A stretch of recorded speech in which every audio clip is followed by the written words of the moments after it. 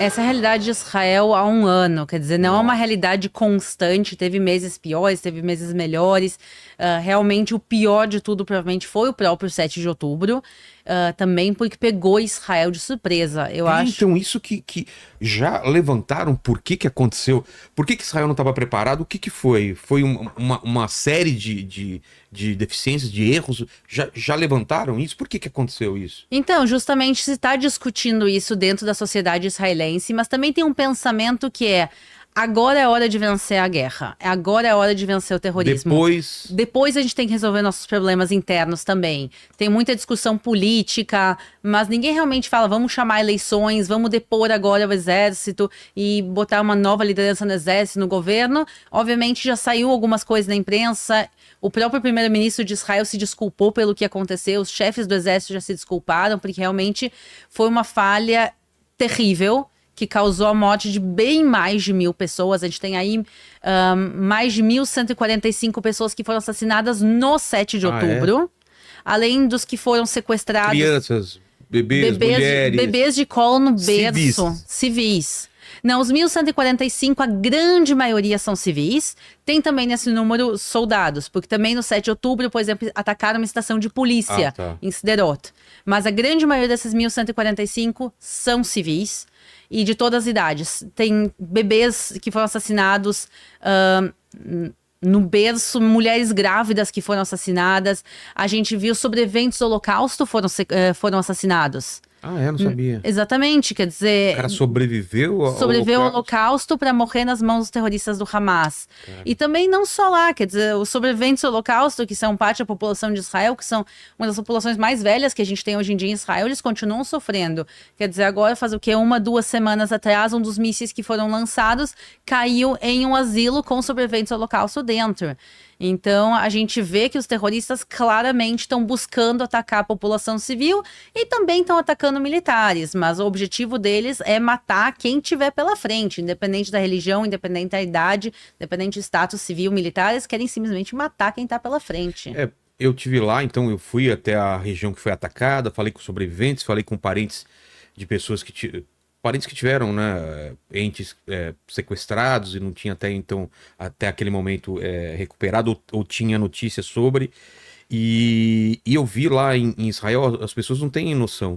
Tem esse clamor de trazer todos sequestrados de volta, mas também tem gente nas ruas contra o Netanyahu também. Tudo é um bolo lá, né? Tem gente fazendo protesto, tem gente... Tinha na época que eu fui aquela mesa posta, né? Com as cadeiras, com o número das pessoas que foram sequestradas. Tem um memorial, tinham pulseiras e tal, para trazer eles de volta. Tinha toda uma comoção, né? E a comoção continua. Continua? Em qualquer lugar em Israel que tu vai ver as fotos dos sequestrados. Em todos os lugares. Quer dizer, tu vai na parada de ônibus, tem as fotos deles. Tu vai caminhar nas ruas, as fotos deles coladas pela parede. As pessoas, todo mundo caminhando com um pin amarelo. Eu até tenho um na minha mochila que tá aqui do lado. Tem aí, pega pra gente, por favor, Paquito. É aquela fitinha, né? A fitinha amarela. Então, eu também, seguidamente em Israel, tu vê o pessoal usando a fitinha amarela. Hoje eu tava aqui, inclusive, na Hebraica. A gente tá começando agora a festa de tabernáculos, que é uma festa bíblica, e a gente monta cabanas. E na Hebraica, na entrada de uma das cabanas, tinha ali o lacinho amarelo, bem na entrada. Então, é uma coisa que continua muito, muito forte dentro de Israel. Acho que tem uma união do povo que a gente acredita que a gente tem que buscar todo mundo de volta. Independente de quem tá vivo e quem não tá. E tem esse movimento também de pessoas insatisfeitas com o Netanyahu. Lá é um país pulsante como aqui. Não é que todo mundo pensa igual, todo mundo tem a mesma opinião. Mas eu sinto que, por causa do que aconteceu em 7 de outubro, teve esse negócio das pessoas falarem: vamos deixar as diferenças de lado, né? E vamos todo mundo se unir. Tem isso daí sempre em Israel? Você sente isso? Dessa união nesses momentos de dificuldade? Sim, a gente tem visto uma união muito grande, principalmente assim no início da guerra. Todo mundo largou tudo que estava fazendo e disse: ok, o que eu preciso fazer para ajudar? Então, e israelenses de fora voltaram para o país? Milhares de israelenses voltaram, e a gente viu que não é só dessa vez que aconteceu, também em guerras anteriores. Aqui, ó, tem uma câmera aqui em cima, ó. Aqui. Aí, mais perto da câmera. Aí. Aqui. Isso. Essa fitinha que a gente usa lá em Israel. Então, essa aqui é em forma de pin, que eu uso seguidamente na minha roupa. E realmente isso mostra como a gente é um grande povo. A gente é todo mundo realmente parte de uma grande família. E nos dói ver o sofrimento dessas pessoas como se fossem parte da nossa família. E realmente é inacreditável de pensar o que essas pessoas estão passando. Elas estão há mais de 1 ano sequestradas nas mãos do Hamas. E as pessoas que voltaram vivas, Israel conseguiu resgatar pessoas vivas. Também pessoas foram libertadas em troca. Em trocas de negociações, quer dizer, Israel libertou terroristas em troca de civis israelenses. E a gente viu os relatos dessas pessoas, eles contaram os estupros, os abusos, a fome que eles passavam, não poder ver a luz do sol, porque eles estão em túneis. Durante esses 20 anos que o Hamas quase 20 anos que o Hamas está controlando a faixa de Gaza, eles construíram centenas e centenas de quilômetros de túneis. Então eles estão no E é verdade que eles pegam a grana que era para alimentação, medicamentos para a população de Gaza e usam para construir armas e fazer túnel? Ou isso é uma conversa criada, é uma teoria da conspiração criada por Israel? Não. Isso é comprovado que eles desviam a ajuda humanitária para investir em terrorismo. Terrorismo é caro. Pensa quanto se gasta aqui em São Paulo para construir um túnel. Se eu decidir agora fazer um metrô em São Paulo, não são túneis de terra e pequenininhos, são túneis... Não, tem túneis com elevadores lá, túneis de vários andares, túneis com tamanho suficiente para passar carros. Nossa. Eles têm cidades subterrâneas, isso tá filmado. Quer dizer, tá filmado, os soldados de Israel que entraram dentro desses túneis, entraram e filmaram, tá tudo filmado e registrado. Se pode ver a infraestrutura que eles construíram, os bilhões e bilhões de dólares investidos, bilhões com B, e não só isso, quer dizer, primeiro, eles usaram para construir os túneis, segundo, os mísseis, foguetes, tudo que eles usam, isso custa dinheiro. Todos os carros que eles usaram para preparar eles para invadir Israel, as motos que eles usaram, tudo isso custa muito dinheiro e esse dinheiro está saindo de algum lugar. Esse dinheiro está saindo em primeiro lugar do Catar, em segundo do Irã e também toda a ajuda humanitária que eles têm roubado e usado para investir. Inclusive um vídeo que o próprio Hamas fez. O Hamas tem um canal de TV próprio. Não sabia, não. Eles têm um departamento inteiro de mídia do Hamas. Boa parte do que se fala, da narrativa da guerra, é produzida pelo próprio Hamas. Eles têm, o pessoal chama de Pallywood. Pali de Palestine. Então, Pallywood, que eles têm o próprio canal de TV, eles têm atores, eles têm tudo. Eles têm uma mega produção. Tipo Hollywood, mas exatamente. Pallywood, que é a The Palestine Hollywood. Eles têm uma mega produção lá que eles produzem mídia. E um dos filmes produzidos por eles e postados por eles é eles mostrando eles cavando dentro de Gaza, valas, tirando o encanamento, que a União Europeia disse, a gente não vai mandar dinheiro, porque se a gente mandar dinheiro, isso pode ser desviado. Vamos mandar equipamentos. Então, eles foram lá e construíram um sistema de encanamento de água para dar acessibilidade de água potável à população palestina de Gaza. E o Hamas foi lá, cavou esses túneis, tirou esses túneis, eles filmaram, eles mostraram como eles fazem MacGyver style, assim, tirando e transformando a tubulação de água, que é uma tubulação bem reforçada, transformando a tubulação de água em mísseis, ou melhor dizendo, em foguetes para jogar contra Israel. Então, eles mostraram como eles fizeram. Então, o dinheiro foi desviado e também a liderança do Hamas é bilionária. Bilionária, quer dizer, se calculava... Os caras vivem bem. Viviam. Viviam. A gente agora pode dizer também que a liderança do Hamas vivia muito bem, eles viviam com... Hoje morreu... Mais um, né? Sim, hoje morreu, na realidade, o grande último líder do Hamas. Então, o Mohammadef, o Ismail Haniyeh e o Sinwar eram os 3 chefes do Hamas. Cada um era encarregado de um departamento. E 2 já tinham sido eliminados por Israel. E o terceiro e o mais importante foi eliminado hoje. Hoje foi o mais importante? Hoje foi o mais importante e eu vou te dizer por quê. Porque cada um deles era o chefe do Hamas para um departamento diferente. O Sinwar, ele era o chefe do braço militar do Hamas. Porque o Ismail Haniyeh, ele era assim, mais uma figura assim, política, se pode dizer, do Hamas, porque o Hamas tem vários braços. Como eu falei, tem o braço midiático também, tem o braço político e tem o braço também do terrorismo em si, o militar. O Sinwar, ele era o chefe do braço militar do Hamas e ele foi quem preparou e causou o ataque do 7 de outubro. Então, ele foi o cara que disse, vão lá, entrem, estuprem, matem, façam, aconteçam. Ele que organizou isso. E por isso é tão importante eliminar ele. Para Israel eliminar o Sinwar, seria talvez equivalente aos Estados Unidos a eliminar Osama Bin Laden, que causou o ataque das Torres Gêmeas. É a mesma proporção. Tem muitos terroristas na Al-Qaeda, mas Osama Bin Laden foi o cara que foi lá e orquestrou o ataque das Torres Gêmeas. É esse cara aí ou não? Esse? Exatamente. Tem um videozinho dele, isso daí é um vídeo mais antigo. Não precisa ter som pra gente, tá? Porque tem legenda. Pode soltar som pro pessoal e o tipo de discurso que ele tinha, né? Vamos lá. Vamos lá. في قطاع غزة قدراتها تطورا كبيرا بفضل الله سبحانه وتعالى أولا ثم بدعم الصادقين المخلصين الأحرار من أمتنا وعلى رأسهم الجمهورية الإسلامية في إيران حيث أنها قد أمدت كتائب القسام وفصائل المقاومة بالكثير من المال والعتاد والخبرات بعد عدوان طبعا وقبل العدوان لكن بعد العدوان بصورة خاصة بالكثير من المقدرات التي طورت قدراتنا تطورا كبيرا.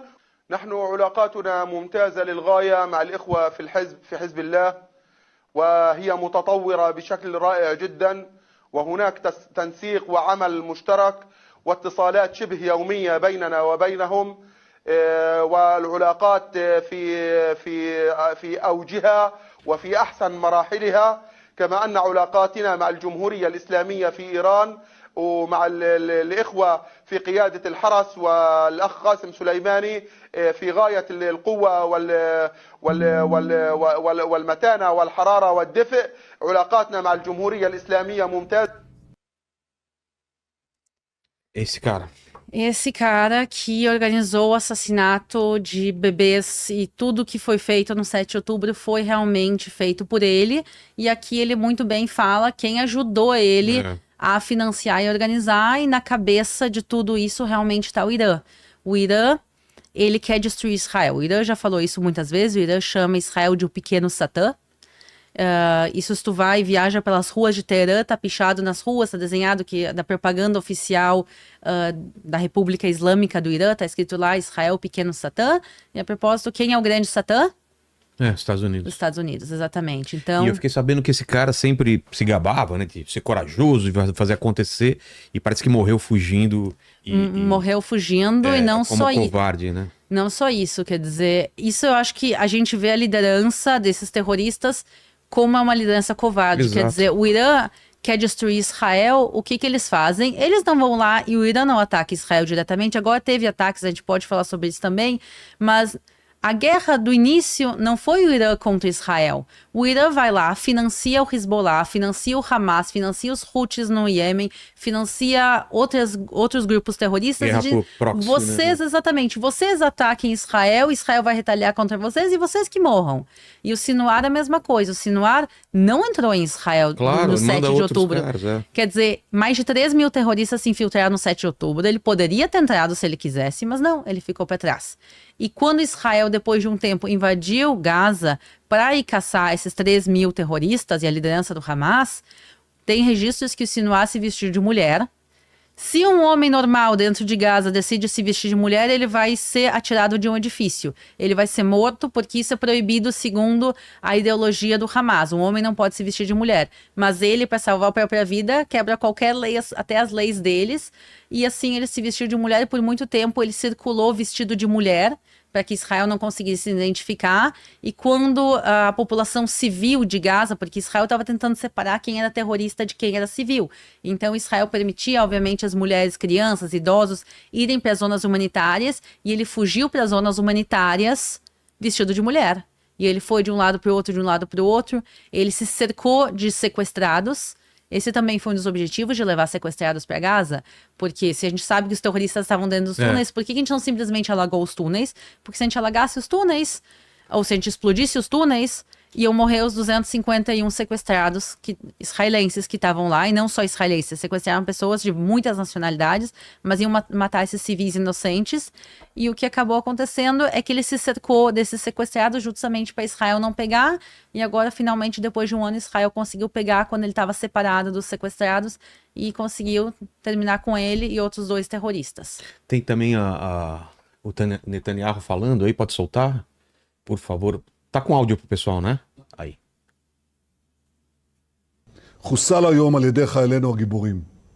והיום, כפי שהתחייבנו לעשות, באנו איתו חשבון. היום הרוע ספג מכה קשה, אבל המשימה שלפנינו עדיין לא הושלמה. למשפחות החטופים היקרות, אני אומר, זהו רגע חשוב במלחמה. אנחנו נמשיך בכל הכוח, עד להשבתם הביתה של כל יקיריכם, שהם יקירנו. זו מחויבות עליונה שלנו, זו מחויבות עליונה שלי. ולתושבי עזה אני אומר, סינואר הרס לכם את החיים. הוא סיפר לכם שהוא אריה, אבל בפועל הוא הסתתר במאורה חשוכה, והוא חוסל כשהוא נמלט בבעלה מחיילינו. חיסולו הוא ציון דרך חשוב בשקיעת שלטון הרשע של החמאס. ואני מבקש לומר שוב, בצורה הכי ברורה, החמאס לא ישלוט יותר בעזה. זוהי תחילתו של היום שאחרי חמאס, וזו הזדמנות בשבילכם תושבי עזה, להשתחרר סוף סוף מעריצותו. למחבלי החמאס אני אומר, מנהיגיכם בורחים והם יחוסלו.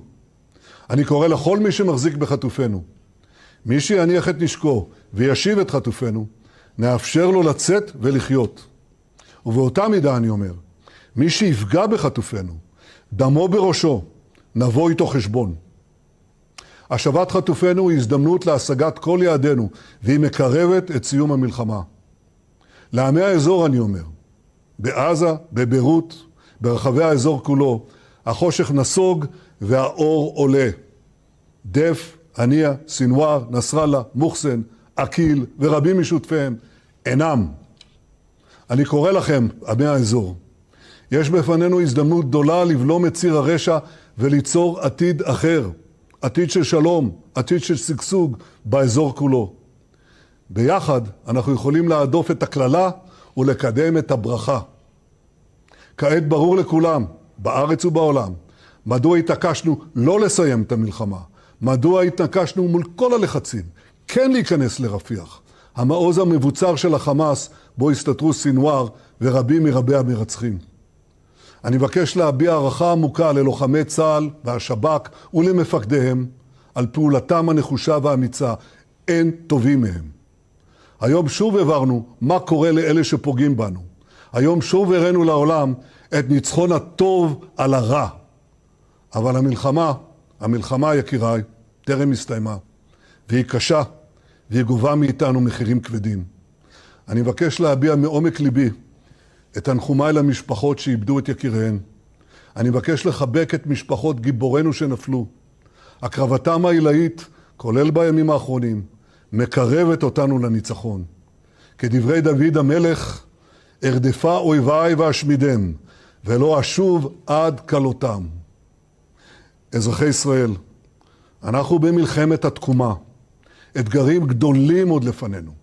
אנו נדרשים לאורך רוח, לאחדות השורות, לאומץ לב, לעמידה איתנה. יחד נלחם, ובעזרת השם, יחד ננצח.